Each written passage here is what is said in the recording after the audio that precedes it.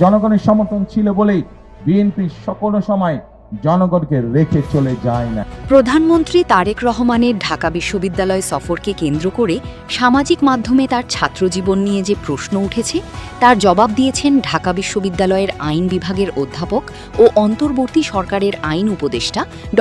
আসিফ নজরুল। তিনি জানিয়েছেন, তারেক রহমান ১৯৮৫-৮৬ শিক্ষাবর্ষে ঢাকা বিশ্ববিদ্যালয়ের আইন বিভাগে ভর্তি হয়েছিলেন এবং প্রায় ২ মাস নিয়মিত ক্লাসও করেছেন। ফেসবুকে দেওয়া এক পোস্টে অধ্যাপক আসিফ নজরুল বলেন, তিনি অবশ্যই ঢাকা বিশ্ববিদ্যালয়ের ছাত্র ছিলেন। আইন বিভাগের ওপরের ব্যাচের ছাত্র হিসেবে তখনই বিষয়টা আমি জানতাম।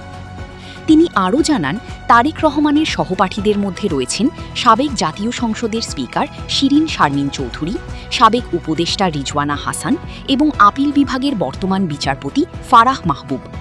পড়াশোনা অসম্পূর্ণ রয়ে যাওয়ার কারণ হিসেবে অধ্যাপক আসিফ নজরুল তৎকালীন রাজনৈতিক পরিস্থিতির কথা উল্লেখ করেন। সে সময় জেনারেল এরশাদের কর্তৃত্ববাদী শাসন চলছিল এবং প্রয়াত রাষ্ট্রপতি জিয়াউর রহমানের মৃত্যুতে এরশাদের সংশ্লিষ্টতার অভিযোগ ছিল।